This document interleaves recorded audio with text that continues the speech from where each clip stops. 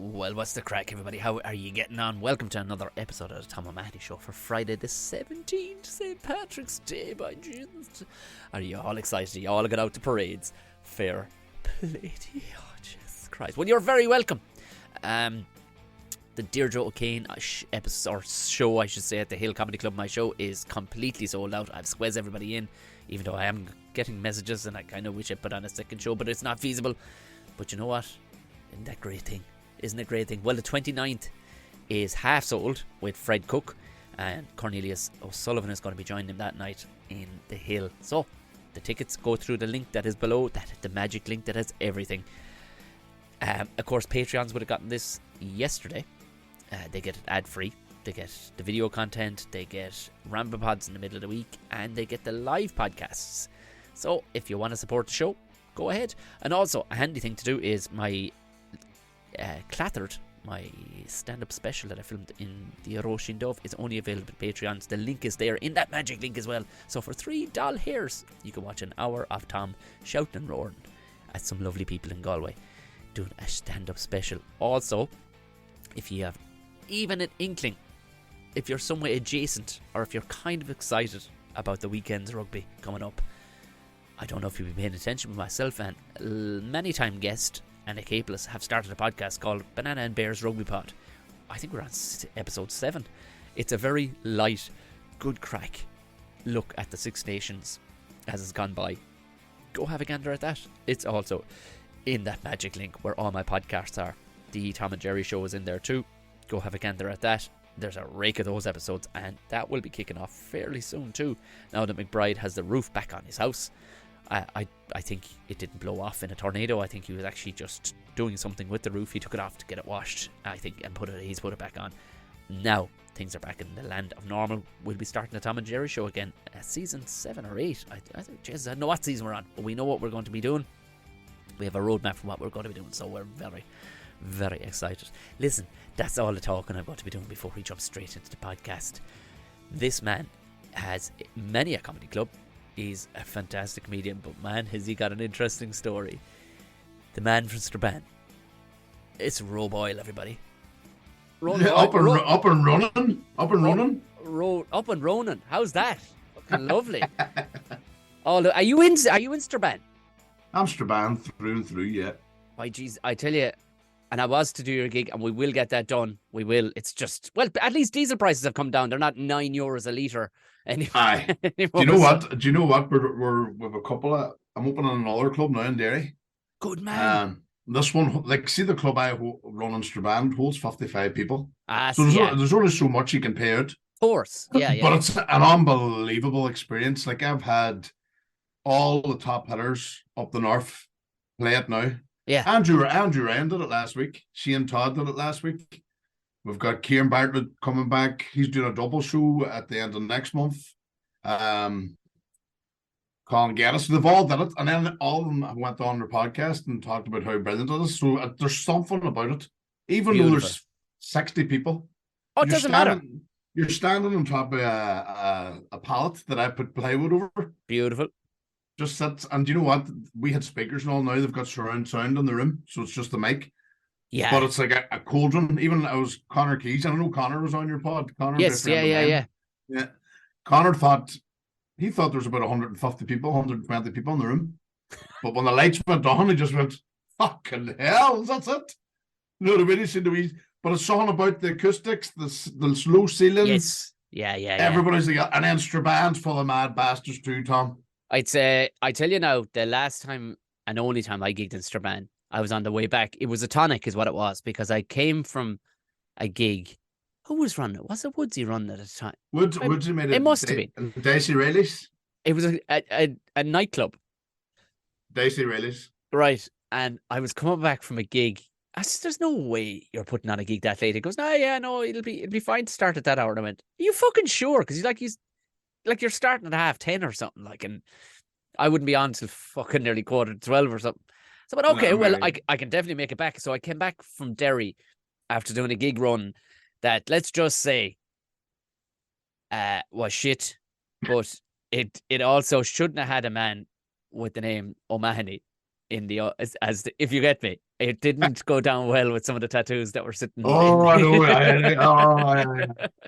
Now I relished it in a way, but at the same time, it was a shit gig anyway. It was in the corner of a pub that nobody kind of knew was happening. You know, it was like what the terrible idea. I did a gig with Al Foran, you know Al. Yeah. We did a gig in Omaha, and it was one of those gigs of guys opening up a big fancy bar, and if they must have been sitting in his office with his friends going brainstorm, right? Yeah. We'll get a comedian, we'll get an impressionist, so they asked the questions, so Al can answer them. So I just actually I work on Omaha as well, so I called in just to see what was going on. Where's the stage? They says, oh, there's no stage. I said, is there a spotlight or anything? No, there's no spotlight.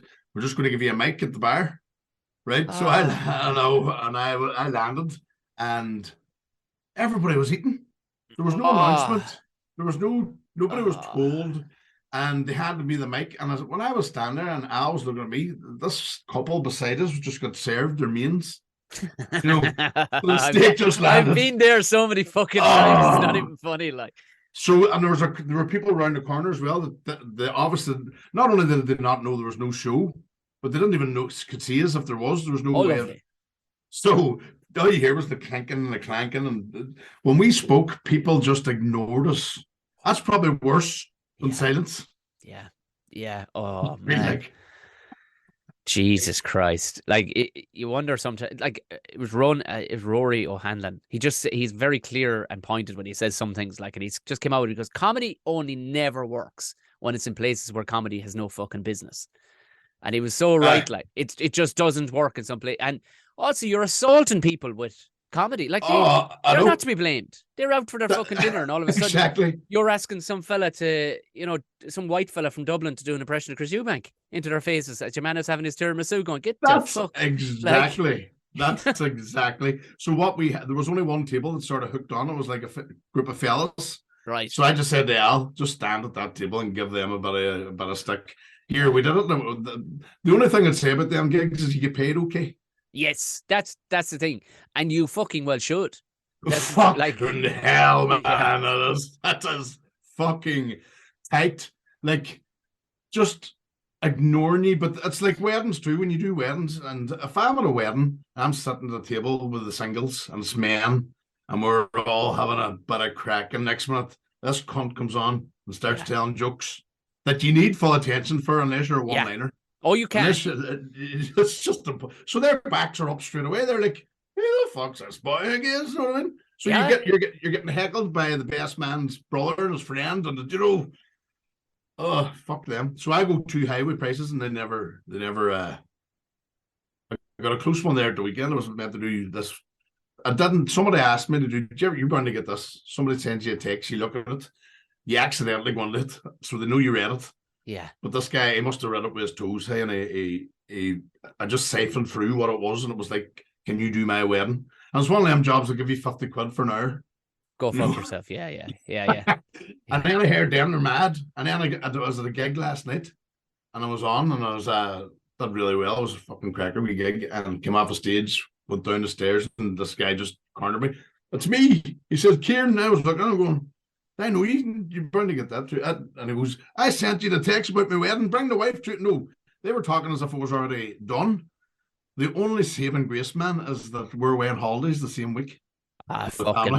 Man, I would have gotten, I swear to God, I would have gotten AIDS, whatever it needed to get out of that situation. Like, are you fucking joking me? Bring the wife. What I used to love was, thankfully I don't, it kind of gets filtered out now. I think I maybe probably because I come across as an ignorant cunt in a couple of these texts, that I think the universe knows that if somebody's thinking Tom's going to be an ignorant cunt about it, because but some people need that. Some people just they absolutely do, because here's the thing. So what if they go away saying you're an ignorant cunt? It's you were an ignorant cunt thinking you're going to fucking pay me with a dinner. Exactly. I will throw in a dinner. I don't give a fuck if you fucked the dinner out the window. 10 dinners. You know what I mean?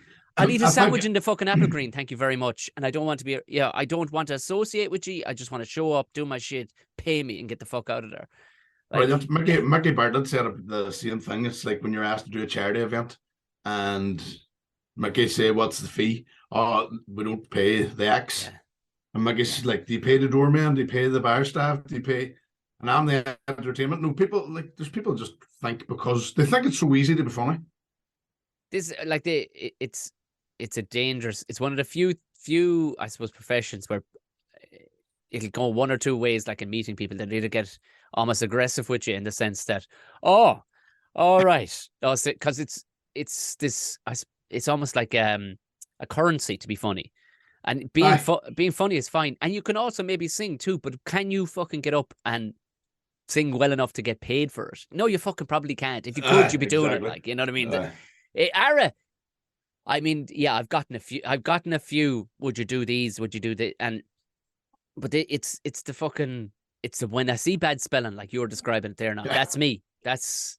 I nearly block it. I nearly block it because I like, lad, in this day and age, the phone is trying to write the fucking thing for you. You have to struggle to write badly these days. Like it's really that wee red swiggle underneath telling you you're fucking stupid. So I was like, ones from the gig actually were texting me going, here, such and such was saying that you're doing their wedding. Are you mad? And I was going, who are you talking about? This is all the day. And I was like, who are you talking about? And then it was just, fuck, I'm on holidays. Yeah.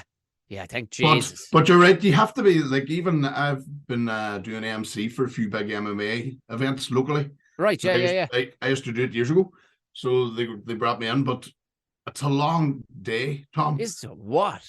And you only get a couple £100, but people think that's played well. But you know where your comedy gigs are, you can get paid. Yeah. So I give myself, I says, listen, the best I could do is like 300, 250 for any events, but they're filling. The guys are getting like 400 or 500 people in these venues, and they're charging them 20 quid a head.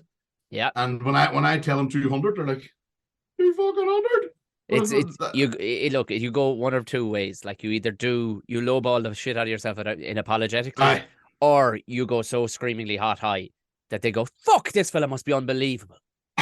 And you hedge your bets, like you hedge your bets, because I never feel bad. Like I literally got an email this morning and I saw it, and this fella was going, and we've had this and we've had this fella. I'm going, I've never fucking heard of you. I said, so I looked it up and I was like, in a pub somewhere.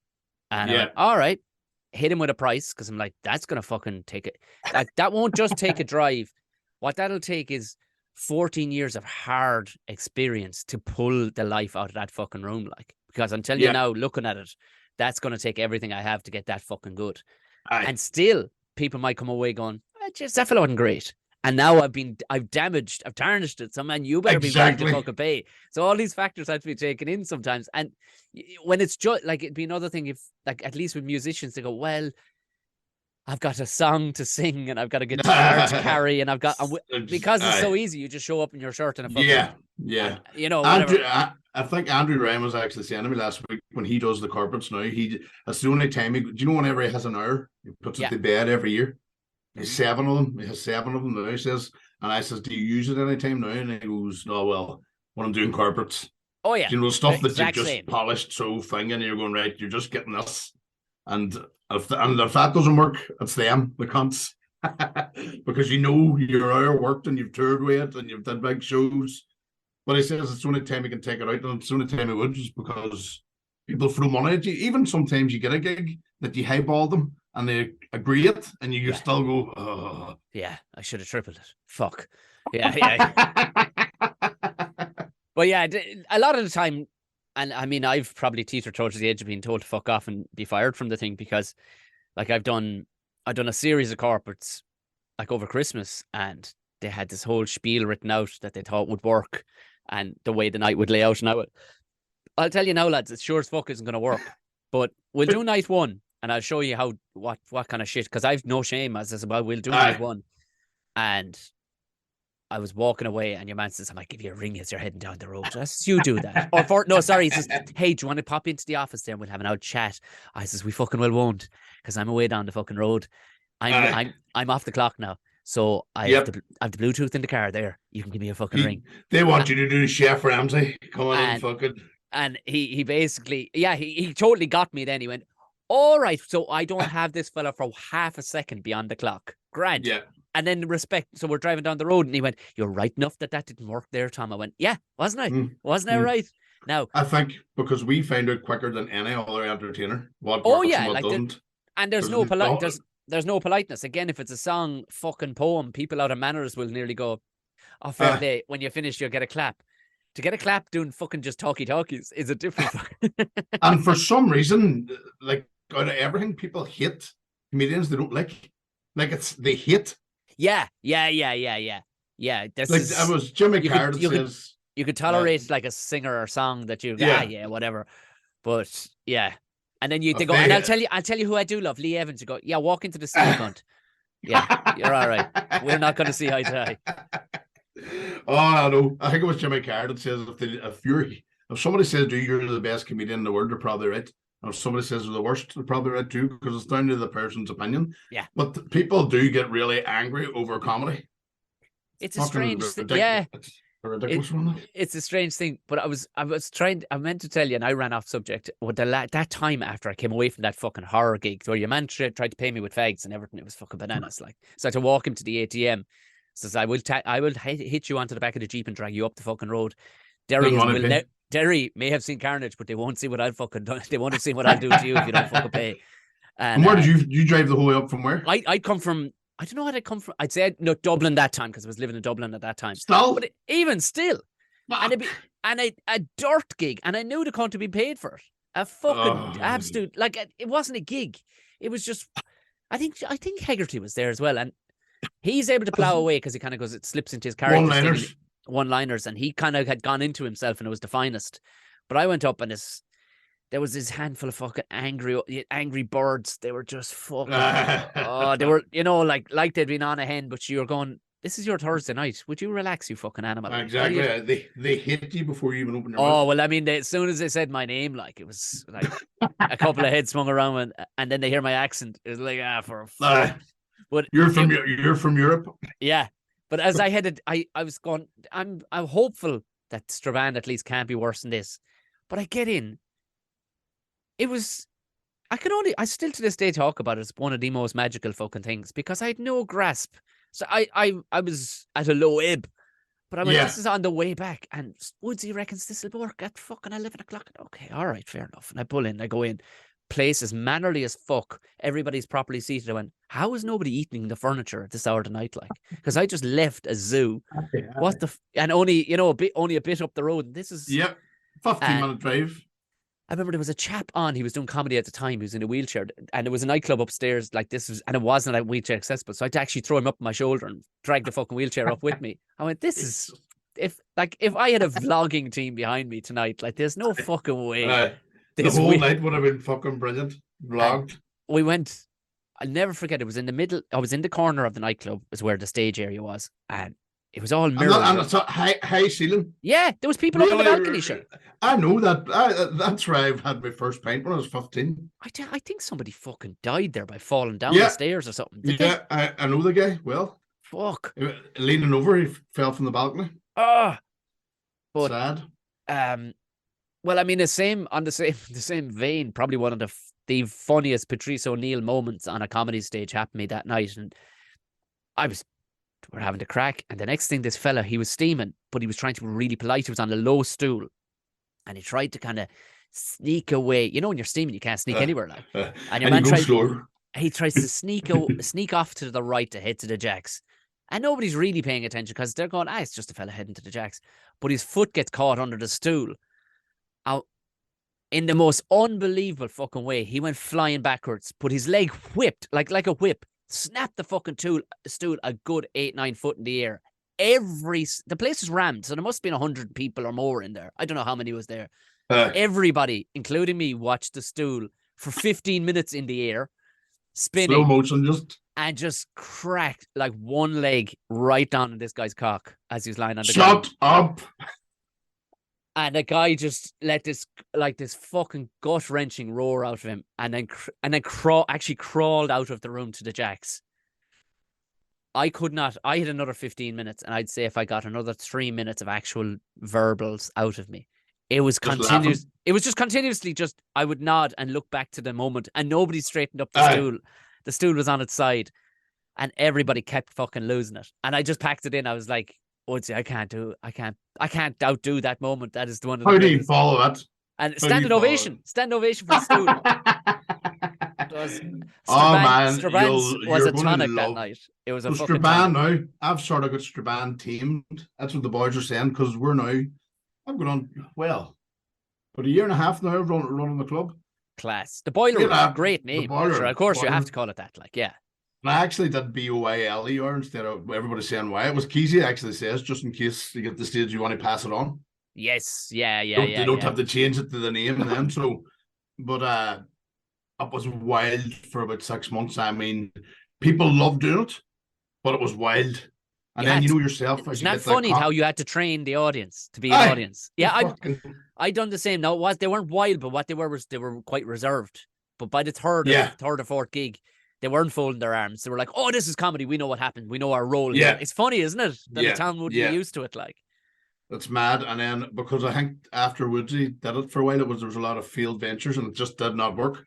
So I had a bit of celeb personality on the town, and I was doing skits and stand up and my own Orangeman show and stuff like that there. So we brought it in, and do you know what? It helped me a lot too when you MC all the time. oh yeah, yeah, Jesus, it brought on my game, hey, and now Shane Todd, as to say, he said it this pod the last day I went down. He said now he came down with new material and people are listening and appreciating yes, yeah, and yeah. laughing at the right time, but it's like a thunderous laugh. But they laugh at all your wee. Straban's a great place to come for you trying out new stuff Right, yeah, yeah, yeah. because they're up for it. You're out of Belfast, Dublin. You're not around all the usual clubs doing the usual things. So I think they love coming down to us to do that. You know Oh what I mean? yeah, Yourself. I can completely understand it because it's the same in that, like, if you can get a place out of the status quo, it's Yeah. almost like the pressure's off a small bit. But at the same time, you're like, I need to test myself out here too, like, Yeah. because these are uncharted waters, and that's exactly what's happening for me at the minute down the tip. Like, it's like Deirdre O'Kane, I hadn't even finished the text message. I'll be there. Actually, I can do 2 nights if you want. Like, Jesus Christ. And Yeah. she came back to me, fuck, I'm doing Yeah. a corporate the other night. But it sold out in like a day, more or less sold out in a fucking day. You're like, Jesus. Brilliant. But it's in that. Comedy's brilliant at the minute, especially up in our side, no down south. Oh, it definitely, it's what it is down the south is it's packing out, but there doesn't seem to be the intranet that ye have up there. You know what I mean? In that ye are all, there is an intertwined kind of scene, whereas it's all kind of individual pockets at the minute. Yeah. So I mean, the smart everybody thing knows everybody, and the smart thing would be to stitch it all together. Like we have a world bit of one there in Donegal and Stranraer. Like I was saying, we don't have the intranet, but then you're talking about a distance of, say I'm doing Chris Kent's gig in a couple of weeks in Ballincollig, and I'm already here. So, and even at that, you're talking 80 miles. You know, like you go to Dublin, then you're talking 110 miles even from here. Like, so there's a big old span, but it would be, we're trying to get, even a lad I was gigging with last night, Kevin O'Sullivan, I says, I'm going to put you on my gig just so you can get your fucking finger out and start a fucking club in your town in Cork. Putting out again. Fuck's sake. But you're right about the distance you boys have to go. And Chris, I gigged with Chris one night too. How good's he? He's great. He's great. He's amazing. So unique, like in his style. Like he. It's interesting how he grew up in quite an aggressive place, but he's so like if the opposite to aggressive. I mean, passive, obviously. Like, but passive is the wrong word. Just how laid back he is.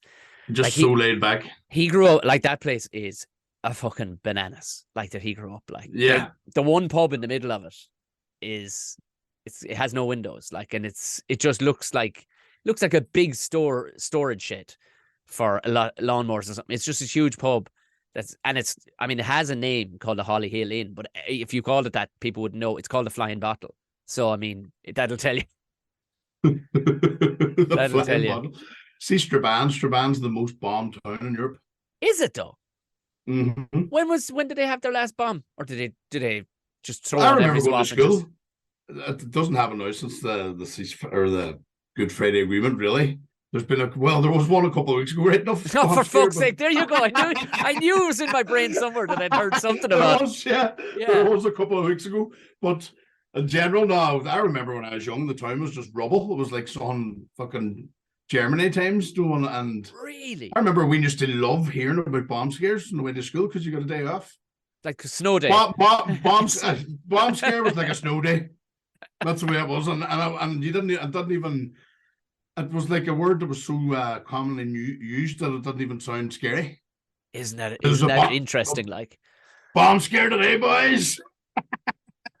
that 100%. children should know about such a thing. Like, you know what I mean? When you think like your kids like don't know nothing about that stuff, like, you know what I mean? It's I said to my Waynes, I says I'd usually love. Well, our oil heating went for like 3 days, and you want to heard my kids on about it. It's like the end of times, the end of times. And I says we used to light a fire, and when the fire went out at night, we had no heating until we lit a fire the next day, and it could have been snowing for the next 8-9 hours while we were sleeping. I says I would usually love for 1 week of my life these wee shades because I came from we were poor in a poor state during a right. poor time, so we had nothing. Do you know what I mean? Fucking You were poor to the fucking poor we were squares. yes, so we were like people used to see us wearing our school uniforms after school. Do you know, we still wearing our school Yes. and at late into the summer holidays. Though. But the only thing is, I mean, like that. I mean, we grow what we've moved here, or whatever. And one of the first things my wife said why she loves it around here because we're rural. She goes, "There's no class system here." I said, "Oh, we grew up poor as fuck." Like, but it wasn't poor. Like it was. You didn't know you were Everybody poor. was. I didn't Everybody was. know. It was just blue collar. It was just everybody was. I was saying to my Waynes as kids, I says, you just don't fucking understand how bad Sundays were when we were wee. Like Sunday was the worst day because first of all, there's no TV. And then you might Oh have been yeah. brought your parents to visit other people.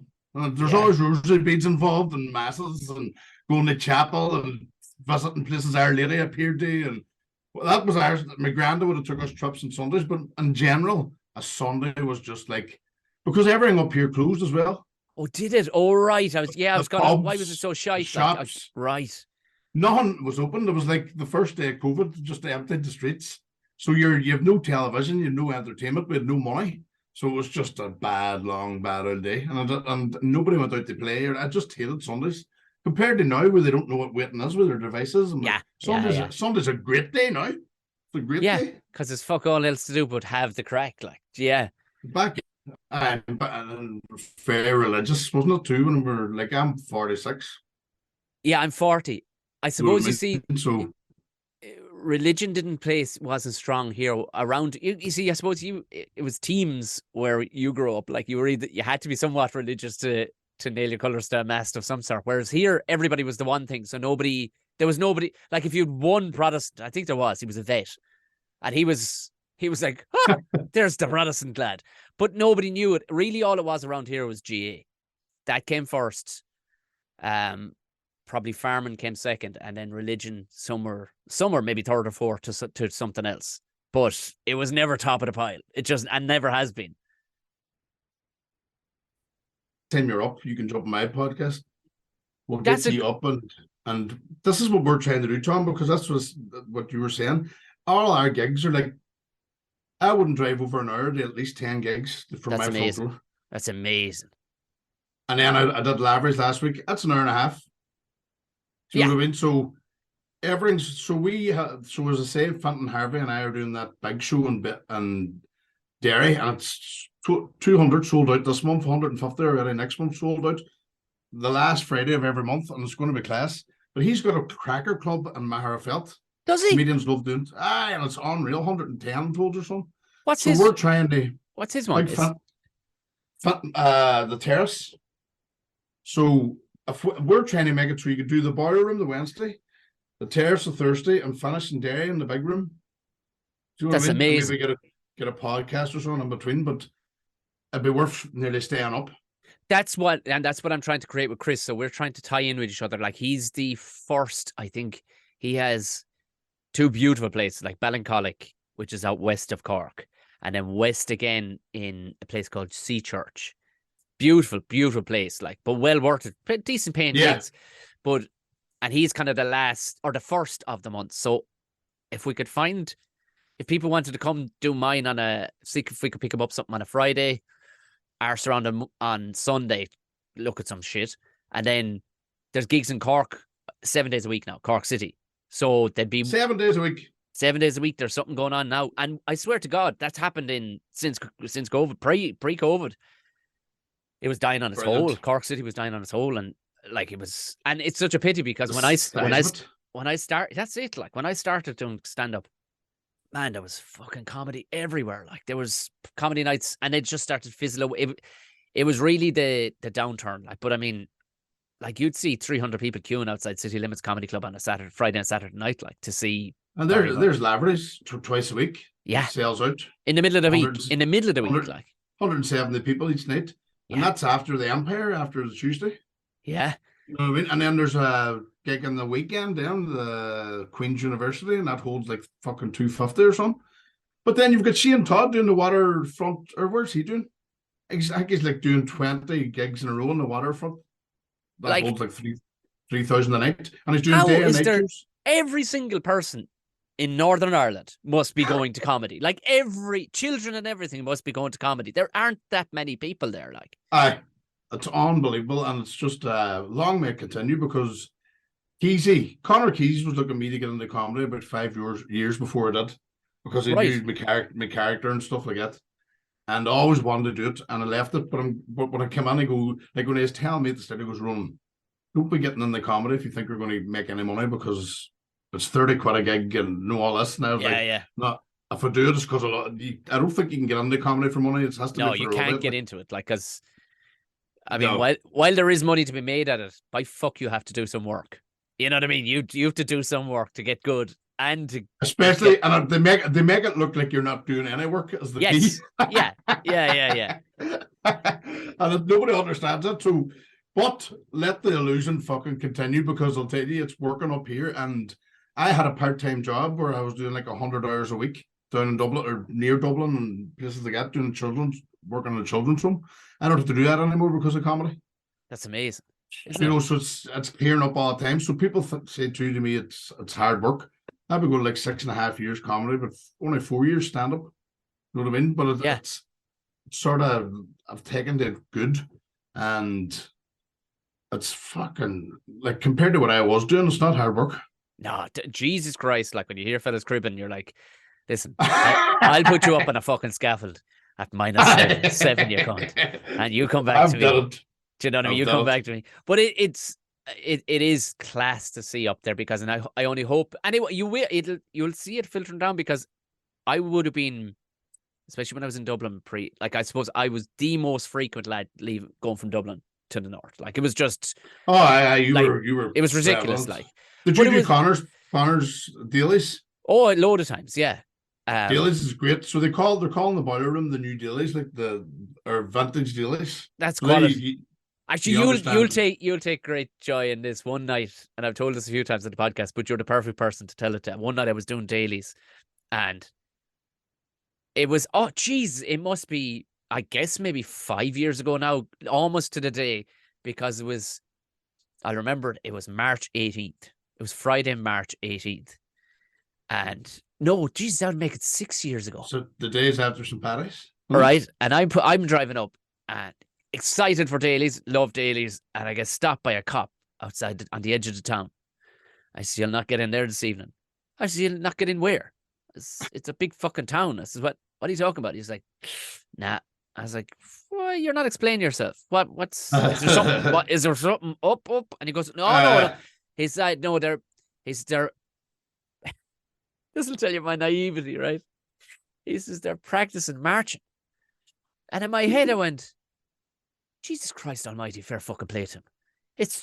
They've 364 more days to St. Patrick's Day, and they're fucking out there by fucking getting their marching. This is my brain all in the space of 3 seconds. And the cop could see through my skull into my head. Yeah. And they kind of went, like shaking his head. And I went, well, I can't wait to see this. I says, where can I park? And he was looking at me laughing, going, oh, you're going to take some fucking pleasure in this. He goes, where are you after? I says, going to the comedy club. Oh, he says, you're going to have some fucking fun at this. So he says, you can park over there if you want, but you're going to have to walk on in. That's great. So I walk in, and these lads are fucking like gangs and gangs of these fellas in all their garb. And of course it was in, I suppose, a form of protest to the fact that Paddy's Day had been on the day before, like, and they had all their fucking Sergeant Pepper outfit on, fucking brightly coloured shit, like, oh, aye. and they're Milkman. up and fucking down. I'm going, it's the one tune. It's just the one tune, isn't it? I like, yeah. And it held up the comedy club for an hour and a half. Shut up. The lads were all apologetic. They're like, we're so sorry. I said, not at all. This is one of the maddest things. This is like going. This is like seeing Carnival in fucking Brazil. Dinosaurs. There's no tits bar on that big fat lad over there. Like, that's your man carrying the big drum. Like, we were up in Ballymena doing a gig. Damo Clark, me and Damo were doing a gig. It wasn't even that long ago in Ballymena. What do you call thing that runs to get Ballymena gigs? One of the soundest comedians about. Jesus. Same thing. We're held up with the band. Was it? You know what I mean? Were they practicing as well? They're out practicing, or maybe I was actually. See, they do hundreds of parades a year. So, do they? That's it. That's the parade. That's not a practice. That's them. That's them at work. That's mad. Because I come from a predominantly Catholic town, so we had no interfaces. We had no. So we were an Irish town in the north. Yes. Yeah. But there was a lot of whenever the troubles were going on. That's why Strabanter blew the bits. It was more against soldiers and against cops, or RUC. They were the targets. So, and then there was a time when there was like no Catholics needed to play in our own town, and we're 99.9% Catholic. There were shops, and so they didn't last too long. Do you know what I mean? Yeah. Places the got blew up, and then they're just trying to. The system's not going to work if it's not going to be an Irish one. So something like that was the thinking back then. So Strabane was more. We never seen orange parades. I never knew a Protestant. There was 18. Wow. And there was ones that lived in a couple of villages away. Do you know what I mean? We just did not do anything together. Didn't know each other. Didn't with separate education. Which is, I think, that was the best thing for this country is bringing education together and getting religion out of it. Makes perfect fucking sense, for Christ's sake. Like, Jesus but isn't it Christ. funny how we're just talking about the integration of the comedy scene and how well entwined it is across the entire province of Ulster? Yeah, because you're in Donegal now as well. So, but isn't it funny how intertwined? And you said you didn't fucking know a sinner in the village next door. You know, growing up in that class, how far it has jumped. Oh, it's great. Even when you're talking about you and Chris. My brain's going, we should all get together. Yeah. Sell out the circuit so people can just, because we were saying it's really hard. Say you're booking for one club, and I was saying the same thing, he's a club, I have a couple, then we're doing the big one. There's no point in scrambling for acts all the time. Just have the same, if I have 4 on, just do the 4, 4, 4, 4. Yeah. And then book everybody that way. So it saves you having to every time, like 4 gigs in a row. With a ton of different comedians, just as no, it'd fucking break your heart. Like you'll never keep it together. Like, but it's the dream scenario. And once upon a time, there was the Empire, then the Laughter Lounge in Dublin, City Limits in Cork, and the Roisin Dove in Galway. For a big name act in the late 90s, early 2000s, for a big name act, they'd bring over and go, that's where you'll go. That's the circuit you will go through. And if you pick out and up in between, more power to you. But I always thought, doesn't that make perfect fucking sense that to have a nice clock around the. It takes good men or women as well. They have that relationship, because I think in Dublin, or not in Dublin, in London and all, it's very competitive. Oh, and, yeah. And don't get me wrong, there is comedy's comedy, and you have an ego and stuff like that there. But I think if you work together and we keep us all working constantly around, and you don't have to come back every 6 months, but if you do that by every place, you're just continually working. I don't see it as being a bad thing. And the audience is up here, brilliant. Oh, sure. Jesus. That's why I was back up the whole time. When I did Clattered last year, the opening night was in Belfast, because it just made perfect sense. I went, all right, well, let's stick a pin in the top of the country and work down the way. But at the same time, it was like, fucking no bother flogging. Like, from me purely going up there, like the last night I was in Lavery's, I have these gang of fucking mad looking fucking bitches sitting at this table going, go on, Tom, go on. I'm like, who the fuck are you?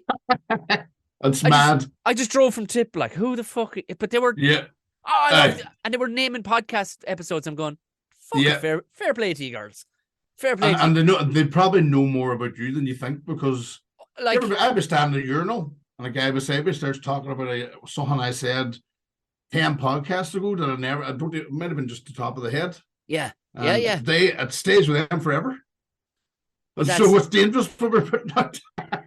I know. Fuck it. I've been pulled up in a few That's, ones. Where I go, do you remember that time? I was like, oh, fuck, it is out there. All right, fair enough. But I mean, that's the right. idea, but when did you start doing the Orangeman, the marching sketches? Because they're on the money, like, and the mustache and every fucking thing. Jesus So, Christ. Do you know I did a page called the Strabanter, and we had like nearly 70,000 followers. It was Right. Straban and banter coming together. Do you know what I mean? So me and a guy from America, a mate of mine that moved over when we were young. We always kept in contact online, and then he was a really massive guy, and he used to wear a Batman mask just to do skits. He was hilarious. Like he would just say, "I'm just back from the Batcave," and he'd take a bite of his chocolate, and he's fucking massive. But we were doing skits, and the page was flying. We were getting nearly 1 million footfall through it every month or every couple of weeks, and it was just massive. But it was very Straban humor. Yeah, of course. And I was sitting one day, I says, because we're on the border between Donegal and Tyrone. Yes. Lifford is over. Lifford's just, I look out the window now, I can see Actually, Lifford. that night was actually there was that night there was a fucking road, not a roadblock, but there was roadworks, and I had to go. I'm like, fucking hell, where am I now? And I was in Lifford. Yeah. You know, I had to go around the Yeah. town. But You're back yes, in Europe again. You know what I mean? So I had an idea. Says, could you picture an Orangeman standing at the border? Now, Straban's a Republican town. yeah, Welcoming people coming over from the south. We welcome to the UK in a big. brilliant. And I just looked well, the moustache as well, Tom. So it is. Yeah. And I got the sign, and I did it. And I did it on the day of. I didn't realize you don't know what's going to happen. You see, so I did it on the day that there was a big rallying championship in Donegal. Apparently, it's massive every year. So cars were tail to tail while I was standing with this big thing. And people were beeping horns and going round and coming back and shouting out at me and the whole lot. And that was the first time I did it. I could probably walk up I was actually thinking of sabotaging St. Patrick's Day March and running out in front of St. Paddy himself. Yes. I could probably get away with it, but then I was thinking maybe I don't want to ruin it either. You know what I mean? I don't want to fucking. Do you know? Yeah. The show's doing really well. So what happened was I started doing skits then and trying not to offend both sides. So I wanted to show how tolerant Straban was. Yes. So I would just run around and get stuck in the Catholics with all the Catholic innuendos and shit. And ended up that the Protestants and Loyalists all loved the character as much as the Catholics. Of course they did, because they saw the tongue in cheek, like. Aye. And so our first show was in Straban, 2 nights, 2 stand ovations. Unreal. Our second show then was in the Waterside, back to your friends that Yeah. the same place you went and did the show in Derry before you came to Straban. And it was in a loyalist area. Like even whenever we were getting changed in the change rooms, there was the UVF flags and all out the window and stuff. So our first gig outside of Straban was in a loyalist area. Brilliant. And fuck, I'll tell you, we had to work for our money that night because the first scene in Straban, the first line got a laugh. Like, and I was like, fuck, do you ever do any plays or any comedy plays or anything like that? No? I did. It's what I'll tell. Yeah, I toured a one-man play. It's kind of a big American production, and we did all the North, and it's a Icelandic and Scottish production company. I know the combo, and they made the poster up, and the next thing they sent me over the poster just to see what I thought, because really they didn't give a fuck. They were just being polite because this was the poster anyway.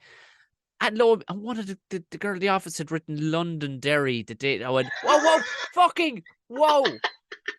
What the fuck are you doing? And she went, because she was so out of, she just looked on the map and just went, oh, that's where we're going next. Yes, Londonderry. I went, for the love of fuck, can you just just back up and in fairness to the lads, the 2 lads that own the company, like they were going, Jesus Christ. But that night, what was funny was and it was quite a loyalist style of people. But I did another place just outside Belfast where would be very, very, they'd be quite posh, but they're very Protestant. And I can't remember. And Bangor? no. This would have been a theatre in the Belfast suburbs, like. Right. Posh, where the fuck was it? And I remember a group of old ones came up to me afterwards and said, that was very good. And one more or less told me, like, only you're an actor, like, and this is a play, and you're a makey-uppy person, we wouldn't cross the fucking road to see you. She more or less told me that, and I kind of went, right, I'm starting the engine and getting the fuck out of here. But it was a great show, but it was because I wasn't real. Do you know what I mean? It was, even though it was a one-man play and it was me, but it wasn't real to, so, and they could accept that. The two things I got in a play is, like, you don't know what's funny because you rehearse it that much that you're fed up with the jokes yourself. So in Straban, every joke landed in Straban. It was their hometown, the news. They came out to see the cast, all from the town. Do you know what I mean? So support from the word go. Then we went to the Loyalist area. So they're seeing a man dressed as an Orangeman. So they're doing this. Arms folded, big ignorant heads in them. Yeah. Oh, so I never got a laugh for the first three scenes because the first three scenes I'm in the IRA. I'm a Republican from a Republican town who is obsessed with everything orange, but I'm deluded. It's a stupid character. He's into foxes and Jaffa cakes and tigers and anything orange. You know. So the scene that they started coming around to is we have the irreverence. So we try and balance it, obviously. So the first half of the show, I'm the Republican character, the character before I make the transition. So we talk about a lot of stuff. The good thing about doing stuff set back in the 80s, you can play on stuff that happened. You know what I mean? So we did a whole what it's going to be like in the future and stuff like that. But so the character thinks, the character's wife thinks he's having an affair because of the way he's going on. The IRA think he's a tout, so they're going to shoot him. Then there's other people think I'm gay. Right. And then so we cover all them things that were out of the question in Straban and Northern Ireland back in the early 80s. You know what I mean? You weren't allowed, you couldn't be gay, you couldn't be and out of all those things, the last thing that this family thought was going to happen is that I wanted the transition into an Orangeman, and it's my right. So very good. Yeah. And then I do it, you know Paul Curry, the comedian. Yeah. So I pull out me and Paul Curry at the middle. I go out and go into the audience and just crowd work and shout and hand out carrots and Jaffa cakes and mandarin oranges. And then when we get back to the second scene, I'm just the orange man, the rest of it. But then we finish with a big, there's a what I call it, what's the word? There's a meaning to everything we do. A good message. You always have to finish. Of course. Yeah. Positive message. Why can't we all get a long speech? One of them ones. Yeah. So and it's working now. We've done 10 shows so far, and Cole Rain, would be predominantly Protestant. They were at a 50 ticket sold to start October. And we've got one now in Letterkenny in June. So we're getting round of borders and round. We went down to, where did we go? That they were nearly as miffed as the Loyalists. Fuck, where did we go? Down to just before. What do you call it? When you're halfway down the road to Dublin, it's before RD, Jesus, there's a fucking place. But anyway, is it still in Northern Ireland, like Newry, no? No, we're down in past Monaghan. Down past Monaghan. You're loud. Near RD. Yeah, I think it was in Louth. I forget the name of the town now. And so it's a famous town. Dundalk, Drogheda? Drogheda, I think it might have been. But anyway, they were. I'll tell they you now, didn't understand the word. If like I remember Drogheda, you possibly were in Dundalk, I'd say, because Drogheda they're kind of open-minded. They have enough, and there's a lot of performance stuff goes on there. But I did a show in Dundalk, and to this day, you remember in Father Ted when Bishop Brennan got kicked up the hole, and it took him weeks to realize that he'd been kicked in the hole. I walked away from that gig, and it was the play. It was that play, Defending the Caveman was the name of it. And I walked away going, what the fuck was that? And this is Dundalk, this hugely strange theatre, a strange layout. Like, it was just, everything was strange. It's a 2-hour play, and the 2 hours just kind of went. I think my brain was like, we'll just do away with that now, Tom. That's. There is, and I understand where the people say, no, I had to work on it. Because there's times when you have to work it. Like, we got the guys in the Unionist Loyalist there, we got them in the second half, and they laughed the rest of it, and we got a big cheer at the end. But it fucking took the wind out of my sails because Straban went so well. I Yeah, you've thought been we had the spoiled best. rotten. Yeah, you've been spoiled. Spoiled fucking rotten is the word. And that's the other thing about Straban audiences in general, man. Even we interviewed James Gallagher yesterday in our podcast, and he was just saying there's the support. But you can go into the good. That's why my stand-up's coming on quick. I'm not afraid to try new stuff in Straban. Yeah. Because if I read out of the fucking phone book to laugh, but it can be a false. That's the thing. Yeah, you come away going, well, that's ready to rock. And next thing you take, yeah. Have a new air. Yeah. You take it to the pub then in Belfast, and it's just like, you know what I mean? I know you've a match, but come here. Did I see it on a clip one time? Did you get arrested? Properly arrested? Like? I was in jail in America, yeah. Okay, I can't let you go away without telling me. You just slipped that in a minute. Yeah, I was in jail in America. Man, one of my most embarrassing times. A Northern Irish fella had to go to America to fucking spend time in fucking. I know. I sure. My dad had 15 years. Did he? My whole life he was inside. Well, he got out when I was about 15. You know what I mean? So he was growing up. He was always in jail. He was a Secretary of State pleasure. It's like Secretary of State decides that you don't find out you're getting out until that day or so before you get out. What? So you go to these meetings, they tell you no, they knock you back for another 2 years, you're not going to get considered, and then sort of like Shawshank when Red was going in. Okay, yeah. So we didn't know he was getting out until I got out. I'm out now. Holy shit! Out, right, you're my dad, me with fucking pubes. Fucking hell! But so I was in America, and it was just one of them. See, the Straban was lawless, as I say. The only time. And people love fighting in Straban. It was like one of them fucking towns that it was like hugging and fighting. And see, the police did not get involved. Why would you? If there was a fight in a Republican town, and the only way you'd stop it is when the police get involved and everybody turned on them. Yeah. So that was the mentality. And then I went, because I was getting in trouble a while out from 16 to 17, 18. I loved all that madness. They sent me to America over to my uncle. And when I was over there, I thought you could carry that behaviour.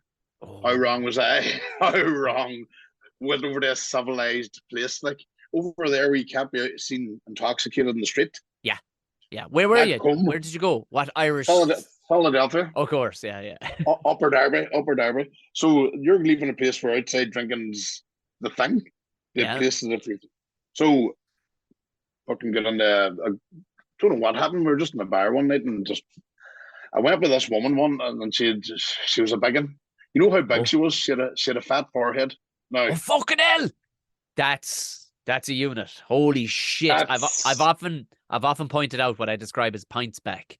When you see a woman with a Mickey Bartlett back on her, you're like, that's a back generated purely by pints. And this is what I was like. She had a meaty forehead. Jeez, like a big fucking sirloin sitting under the... Yes. Yeah. Like it took some fucking... Jeez, with some sauce on board if you were tackling that thing.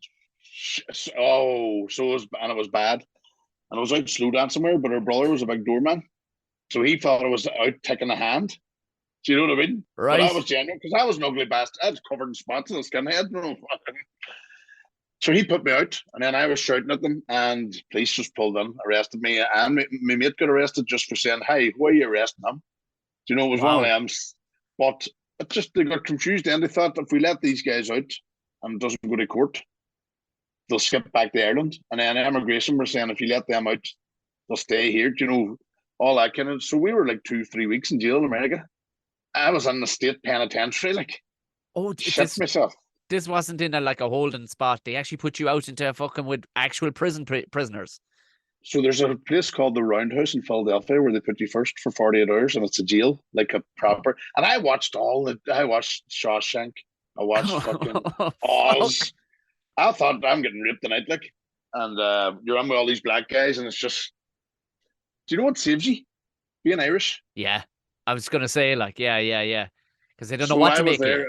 Exactly, and then every one of them, I'm a Murphy, I'm Irish, no, they're all some way related.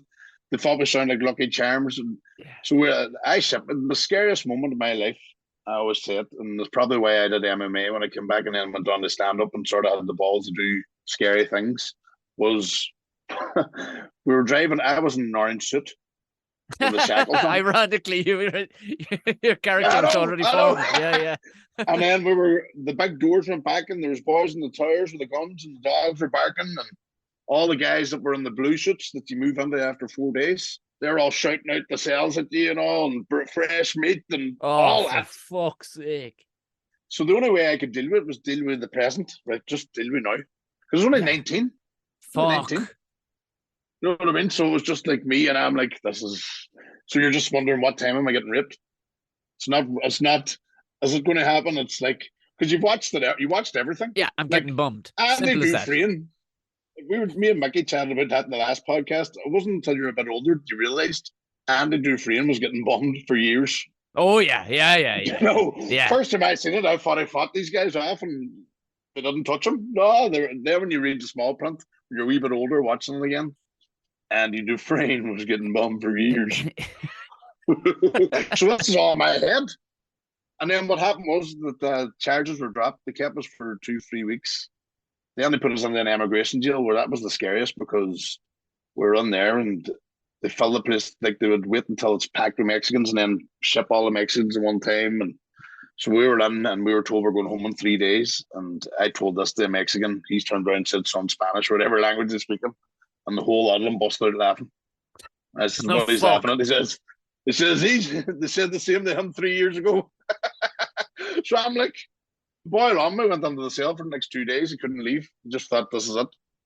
Because we went to this place that was in the middle of nowhere. The free put them underpants on. No, with Leroy written in the back of them. You fucking. And then because I had a British passport, they dumped me off in London. So then in London, because of my family, I got pulled in and questioned for like 5 hours. Man, you couldn't make it fucking up. And it was all over the head of me going out for a drink and slow dancing this girl with a big fat forehead. That'll fucking learn you. Lads, if you learn nothing, if you learn nothing from that last 5 minutes of chat, mind them meaty foreheads. Mind them fucking foreheads. Never know what rabbit hole you go down there, boy. Jesus Christ. It was terrifying. And my whole puckered up there the second that you said real jail. I'd be all of a sudden I'd become fierce pretty, I'd say. I'd become very pretty. Like all of a sudden you're the best looking in the room. This was a brand new jail too. It was like the state penitentiary of Pennsylvania. So they had stop cigarettes. Apparently the stuff in your food to keep you less erections and stuff like that. So I didn't shower for the first 4 days. I didn't go for food the first day. I just looked out of my wee cell window. Oh, fuck this. And I remember one of the scary times is I was doing weights. Now, all they were using was shafts of brush and water and bags and sheets just to get a bit of weight for curling and stuff. And all these men were massive, and I used to go into the one cell where they did it. And this one day I went in, they handed me the thing, and my back was the wall, and the big fella came in, just closed the door. Oh, Jesus. And I'm looking, and there's like 5 bigger men than me, like. And this one of them cells that you have to get the screws notice. So you have to see you waving, then he'll unlock your cell, and then you get out. Nothing happened, but that, do you know what I mean? I was like, with this moment that you fucked up. But that was it was tough. It was tough. But it was, do you know what I mean? I was like, before I went to America and around that time, I remember the road I was going down. It wasn't good. Yeah. Actually, I was living in a homeless place in Derry, and this guy, we had to get a phone call to your room. You're wanted downstairs. It was secure. And this guy said, there's a guy down here looking for you. And I landed down, and it was it was like a friend, and he had a few drinks in him. And he says, Money, come with us. This is a Monday, like at about 12. And I went, what he's doing? He says, we're going to go drinking, maybe take a few tablets. No. And I was like, right then. And I got in the car and away with them all day. The 3 of them are dead now with either alcohol or drugs. Oh, you know what I mean? Yeah. So it's big scares they get can either make you or break you, I think. Do you know, in the long run, it did no harm at all. Like, you know what I mean? Just no, an extreme version. You could have gone gardening in fucking Germany or something. Like, you didn't have to have your whole shut for fucking 3 weeks over in fucking America going, I'm not even taking And we a joke. I'm not. and we didn't know we were getting out because we were told by the solicitor said that this whole court process will take 6 months, so you're definitely going to be in for that. So we're thinking 6 months straight away, and then if you're found guilty, maybe another 6 or time served or whatever. But Jeez. you're definitely doing. But it went to court, and they says, "Why have you got these guys in? They were drunk and disorderly, yes, but just send them back to Ireland." So that's the court case finished, and we were getting sent back. But then we're sent to the immigration jail. No one you think this is us out. Yeah. And then we were actually innocent, but we were still illegal. So then they sent us into the immigration jail. But they made you. Oh, you right? Yes, I'm with you. Yeah. I went over for a 2 week holiday and stayed 2 years. Yeah. With everybody, other Irish man over there. Yeah. Holy shit, that's fucking Passion man. class. So the podcast, before I let you go, the podcast is Big Massive Podcast. The Big Massive Podcast, we're going now about, I think we're 120 episodes in, but we've got like 50 Patreons as well. Brilliant. Me and Niall Cook would be a good friend of mine, but he's also big into CrossFit and training and stuff like that. So I always think, get a comedian, when it's always comedians, it ends up like me and you, we just chatted comedy today. Do you know what I mean? Yeah. Where some people might be fed up listening to it, where I think if you get somebody with a different perspective, does different things, you get different. And then and I'm a comedian, obviously. Well, not obviously, but I'm a comedian. But we would get on all types of guests, like yourself, get anybody in that gets a good chat, good yarn. Yeah.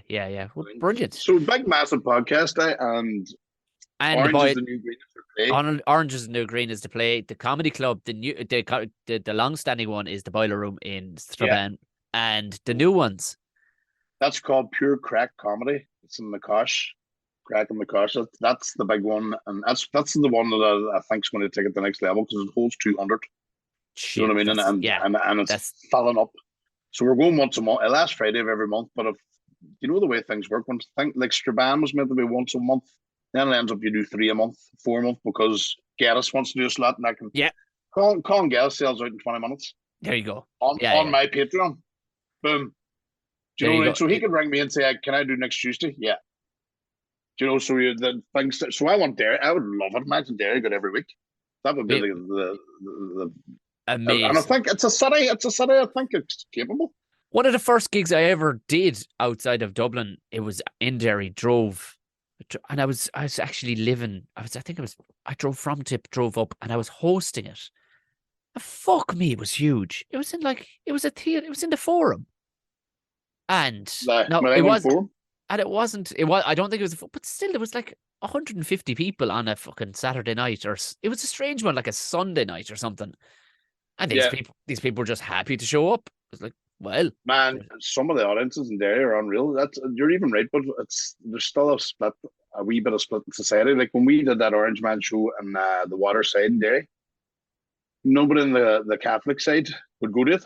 Because they're all saying you need to bring it to Derry, and we were saying we're in Derry. We didn't sell out, but we had a good number. And you brought it to London, Derry. You needed to bring it to Derry. Yeah. Yes. So we'll bring it back. Hopefully, it grows legs, and we can bring it to the Millennium. We'd love that. That'd be class. Definitely, we'll be in touch about gigs, man. We'll get you up. Oh, but without a shadow of a doubt, it's I'm in the middle of a house build. That's the fucking I'm ghost. So even fucking doing this, like I'm going right now. I'm talking to an electrician for the next hour, basically. So lovely. Yeah, well, whenever you're ready, boy, let us know, and we'll set up because as I say, I think it's going to be. We're trying to get Tom Stade, and Tom Stade or Colin, not Colin Gales, Colin Murphy. Colin Murphy. They might be, because we booked up the June, we all around the place. We're trying maybe from September on to do the 3-4 nights, get the free, it's just going to make it so much easier. Oh, it'd be class. That would be class. That'd be a perfect reason to hang about, because the amount of times I've just, almost every time, just go up and come down. Yeah. Go up and come down. Because there you give Lavery's too. Like you could nearly do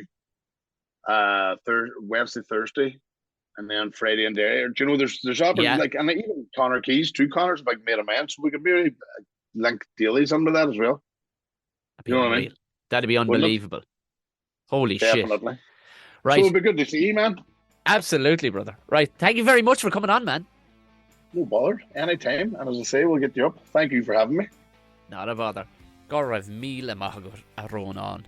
So, Jesus Christ, how many comedy clubs is there running right now? So you got to get on all of that. His new play, Orange is the New Green, his 2 comedy clubs, and Jesus Christ, he's got a podcast as well. So he's right up there. He's as busy as, you know what. Like I said, the 29th in the Hill Comedy Club in Care, there's half the tickets are gone. So go through the link. If you want to become a Patreon, you want to watch my show Clattered, or if you just hate ads, go ahead and $3 hairs a month, you join the gang. Live podcasts every couple of weeks where we just sit down and natter, not recorded. We have the crack. The last few have been absolutely, they've all been great crack, but they've just been wild and off the chain, the last few. And the last one was brilliant. We got to test some of my new material, what direction we're going to be taking it. And yeah, I really, really, really enjoy it. And there is, of course, the Ramble Pods as well in the middle of the week, where it's just me shouting at the sky for the Patreons to listen to. There's a brand new episode that I'm on of Those Conspiracy Guys out right now. It's the Rothschild dynasty, myself, Shane Brown, joining the mighty Gordo Rochford. So if you want 6.5 hours, I think we recorded for about 10 hours or something that day. If you want 6.5 hours of talking about I suppose what we all believe to be the original Illuminati people, go ahead, join Those Conspiracy Guys and become a co-conspirator and listen to the Rothschild dynasty. Other than that, go on away, enjoy St. Patrick's weekend, and I'll talk to you again next week. Good night, God bless, thanks.